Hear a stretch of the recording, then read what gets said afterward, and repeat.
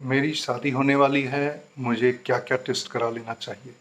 लोग इसके लिए सलाह लेने आते हैं,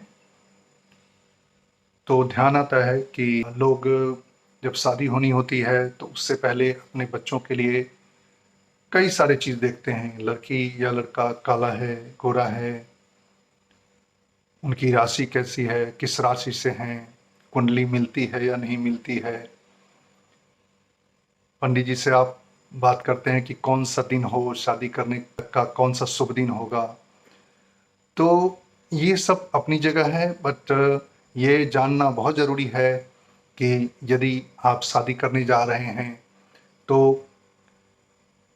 कुछ टेस्ट कराएं। आज मैं 5 ऐसे टेस्ट के बारे में बताऊंगा जिसे शादी से पहले करा लेनी चाहिए, ताकि पता चले कि आगे परिवार में, बच्चों में या एक दूसरे को से कोई दिक्कत तो नहीं होने वाली, या आने वाली संतान में कोई समस्या तो नहीं आने वाली, या कुछ फ़ायदे हो रहे हैं या नुकसान होने वाला है। तो ये जानना ज़रूरी है कि मैरिज से पहले कौन-कौन सा टेस्ट कराएँ, ताकि आगे की ज़िंदगी खुशी-खुशी गुज़रे और समस्या कोई विकट खड़ी ना हो।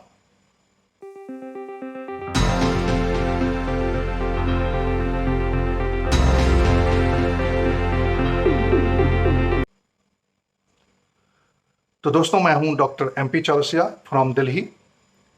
आज हम आपको 5 ऐसे टेस्ट बताने वाले हैं जिसे मैरिज से पहले करा लेने में भलाई है। बाकी आप आगे जाने से पहले ये बता दूं कि आप सब्सक्राइब कर लें चैनल, ताकि आपको अच्छी-अच्छी जानकारी हेल्थ टॉपिक्स पे मिलती रहे, और आप नोटिफिकेशन बेल दबा लें ताकि आपको सबसे पहले ये जानकारियाँ पहुंच जाएं और नोटिफाई हो जाएं, ताकि आप देख सकें। तो दोस्तों, प्री मैरिज मेडिकल टेस्ट में सबसे पहला नंबर आता है ब्लड ग्रुप का टेस्ट कराना। और वो इसलिए ज़रूरी है कि यदि आप दोनों ये टेस्ट कराते हैं, ब्राइड और ब्राइडग्रूम दोनों, तो आपको पता चलता है कि आगे आप एक दूसरे को डोनेट करने के लिए कितना रेडी हैं। और क्योंकि कई बारी कुछ ऐसी समस्याएं आ जाती हैं, कुछ एक्सीडेंट्स वाली चीज़ें हो जाती हैं, जिस समय सबसे नज़दीकी ब्लड ग्रुप यदि डोनेट करने के लिए तैयार हूँ ब्लड, तो वो बड़ा फ़ायदा होता है। तो एक तो उसमें फ़ायदा है। दूसरा, ब्लड ग्रुप में पॉजिटिव और निगेटिव होता है, ये आपको पता है। तो यदि मेल पॉजिटिव है और फीमेल निगेटिव है, तो बच्चे में समस्या आ सकती है और माँ और बच्चे की जान पर खतरा तक भी हो सकता है। यदि पहले ये मालूम कर लिया जाए तो अच्छा रहेगा। दूसरा टेस्ट है अल्ट्रासाउंड एब्डोमेन, होल एब्डोमेन। वो मेल को भी करा लेना चाहिए, फीमेल को भी करा लेना चाहिए। बेसिकली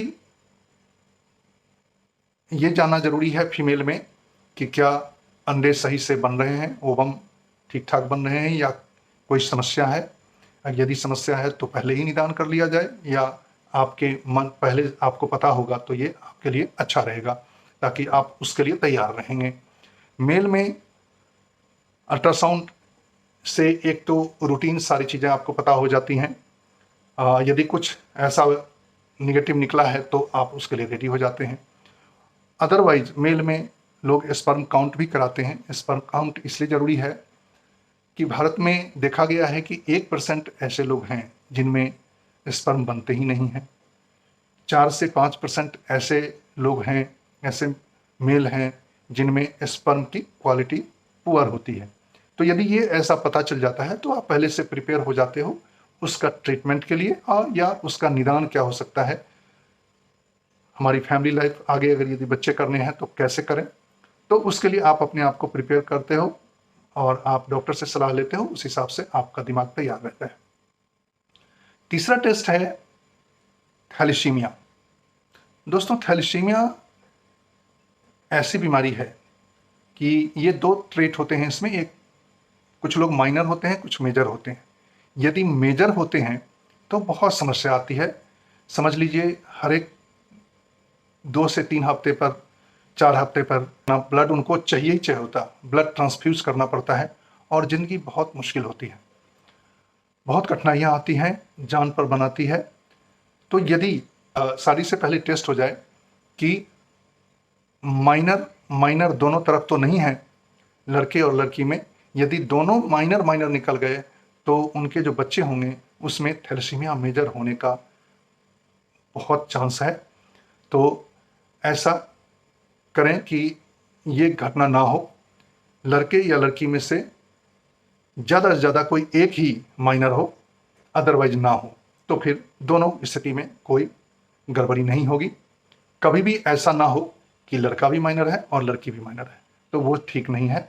इससे बढ़िया है उन बच्चों के रिश्ते ऐसे जगह हों कि दूसरी तरफ थैलेसीमिया ना, माइनर भी नहीं हो, थैलेसीमिया हो ही ना, तो उसके लिए थैलेसीमिया प्रोफाइल टेस्ट होता है, उसके लिए जाना चाहिए। HPLC टेस्ट होता है, उसकी सलाह लेनी चाहिए डॉक्टर से। वो टेस्ट कराने के बाद अपने डॉक्टर से मिलिए, टेस्ट कराइए और रिपोर्ट के बारे में उनसे डिस्कस करिए। चौथा जो टेस्ट है वो है कुछ हेरिडिटरी डिजीज के बारे में टेस्ट। अपने डॉक्टर से मिलें और बात करें यदि आपके फैमिली में कोई भी हेरिडिटरी डिजीज है तो। जैसे एक छोटा सा एग्जांपल है कि डायबिटीज देखा गया है कि यदि घर में पहले से मम्मी पापा को है तो आगे बच्चों में आ सकता है। तो यदि मान लीजिए कि एक तरफ से ये है समस्या, घर में हिस्ट्री है, तो कम से कम दूसरी तरफ ये हिस्ट्री ना हो। यदि ब्राइड के तरफ से है तो ग्रूम में ना हो, यदि ग्रूम के फैमिली में पहले से ये आ रहा है तो ब्राइड में ना हो, मदर फादर से ये बच्चों में आ सकता है, तो ध्यान देना ये जरूरी है। तो इसलिए ये टेस्ट करा लें। 5वां टेस्ट है सेक्सुअली ट्रांसमिटेड डिजीज का। ये बहुत जरूरी है कि आप अपने को पहले टेस्ट करा लें कि क्या इनमें से कोई चीज़ हमें है। ऐसे आज के ज़माने में बहुत खुली ज़िंदगी हो गई है, खुले विचार वाले लोग हैं और कई बार रिलेशनशिप भी बन जाता है। ना भी बना हो तब भी आपको पता नहीं होता कि क्या कुछ सेक्सुअली ट्रांसमिटेड डिजीज है, या मान लीजिए हेपेटाइटिस है, वो भी सेक्सुअली ट्रांसमिट हो सकता है। तो उनमें आते हैं टेस्ट HBsAg, HCV और HIV। ये टेस्ट करा लेनी चाहिए। यदि आपको पहले से पता है तो अच्छा रहेगा। कुछ इसमें से ट्रीटेबल भी हैं, वो आप आराम से ट्रीट करवा सकते हैं, आप इसका ट्रीटमेंट ले सकते हैं। तो ऐसी कोई समस्या नहीं है ट्रीटमेंट में, बट पहले यदि जान लेते हैं तो आप उसके लिए तैयार हैं और अपना ट्रीटमेंट करा लें।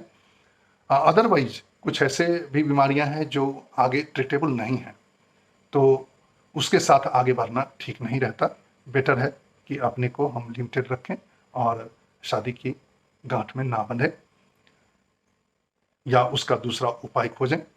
तो ये 5 टेस्ट जरूर करा लेने चाहिए: blood group, ultrasound, whole abdomen और मेल के लिए स्पर्म काउंट, तीसरा थैलेसीमिया, चौथा हेरिडिटरी डिजीज के लिए और 5वां सेक्सुअली ट्रांसमिटेड डिजीज।